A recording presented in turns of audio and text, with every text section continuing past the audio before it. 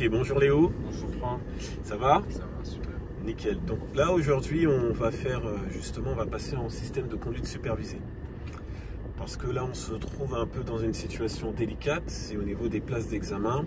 On en a beaucoup moins avec la nouvelle réforme qui est en place. Et justement pour pallier à ce temps d'attente, justement je te propose cette solution. Donc du coup le système de la conduite supervisée, pour ce faire on a besoin de livret d'apprentissage, que les heures de conduite soient répertoriées, donc on va en faire au minimum une vingtaine et être sécuritaire. Si on a besoin de plus de temps de conduite, on en fera plus. Donc j'ai pu déjà jauger que ton niveau était sécuritaire et là tu es accompagné de l'un de tes parents pour pouvoir assister à ta conduite. Donc on va partir en bilan pendant 2 heures de conduite. Je ne vais rien dire, juste te donner les indications droite ou gauche. Si je dis rien, tu considères que tu vas tout droit. Et je te demanderai à un moment donné de te stationner, etc. Le parent qui t'accompagne à l'arrière voit ta conduite, il n'a pas le droit d'intervenir. Et là, en tant qu'observateur, une fois que ce temps de conduite est terminé, on fait un débriefing. Je vais prendre ton ressenti, l'avis du parent, et je vais donner ensuite le mien et conseiller en fait quels sont les points à travailler dans la conduite quand tu vas partir en véhicule du coup personnel de l'un de tes parents ou plusieurs parents. Je vais conseiller également les points à revoir, les bons côtés, là où on devra avoir de vigilance, parce que dans une voiture de tourisme classique, il n'y a pas les doubles commandes. Le parent ne peut pas intervenir, il n'aura que la voie et le frein à main. Donc ça fait très peu de choses. C'est pour ça que la sécurité est vraiment primordiale et on ne peut pas laisser partir n'importe quel élève en situation de conduite supervisée ou conduite accompagnée.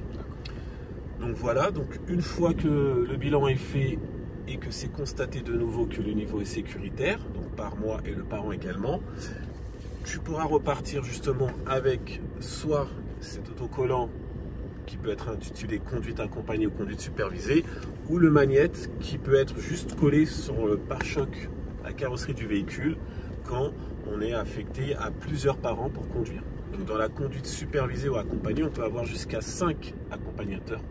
Donc des fois on peut zapper l'autocollant quelque part, donc je te fournis ça également, il y a juste à décoller, ou même si tu oublies, tu pourras l'avoir dans un second. Donc voilà, donc à l'issue de ça on remplira le document qui s'intitule attestation de fin de formation. Au préalable, le parent aura vu avec l'assurance pour pouvoir assurer le véhicule. J'ai déjà eu ce document, donc en termes d'assurance, on est bon.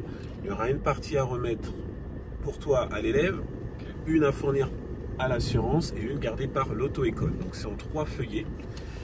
Et du coup là, toute la paperasse est remplie.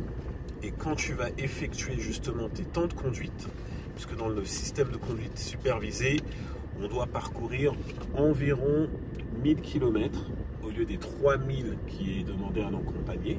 Et la condition d'un accompagné, c'est 3000 km sur 1 an minimum, alors que la supervisée, c'est 1000 km. Mais le temps n'est plus imparti, donc il n'y a pas une deadline, il n'y a pas un temps fixe. Donc si tu les as fait par exemple en 3 jours, 1 semaine, c'est ok. Là, c'est un exemple.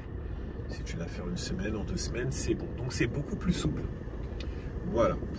Donc je sais que tes parents ont un projet de partir un peu en vacances dans le sud et que tu serais amené à conduire. Donc avec ce système, tu es protégé. En cas de contrôle, tu montes le livret et tu devras remplir les kilomètres parcourus en termes de date, de trajet, la durée de temps, les kilomètres effectués, si c'était les conditions de météo, pluie, neige, etc.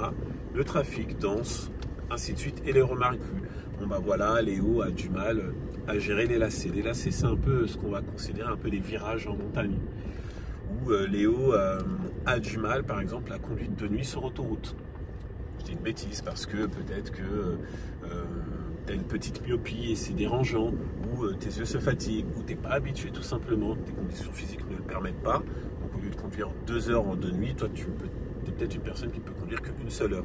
Donc d'une personne à une autre, ça varie, on a des particularités. Et donc tout ça sera mis en note, on se revoit au bout des 1000 km et on fera le 2e rendez-vous pédagogique. Je juge du niveau de conduite que tu as. Écoute, ton niveau de conduite Léo est parfait. on boucle l'examen réel, c'est parti. Ah ben Léo, tu devrais retravailler tel point. Et ce petit avantage te permet de retravailler ce point-là avec tes parents ou de venir confirmer des choses s'il y a besoin de cours en auto-école. Tout simplement, donc je te remonte la base, je te refais un cours et toi tu repars avec ce savoir, le perfectionner avec la voiture de tourisme de l'un de tes parents. Grosso modo, voilà comment ça s'organise. Si tu as des questions, tu n'hésites pas. Si je m'exprime mal également, n'hésite pas à me reprendre. Et le but, c'est que tout soit clair. Nickel. Du coup, on va démarrer. On va commencer par le bilan de 2 heures.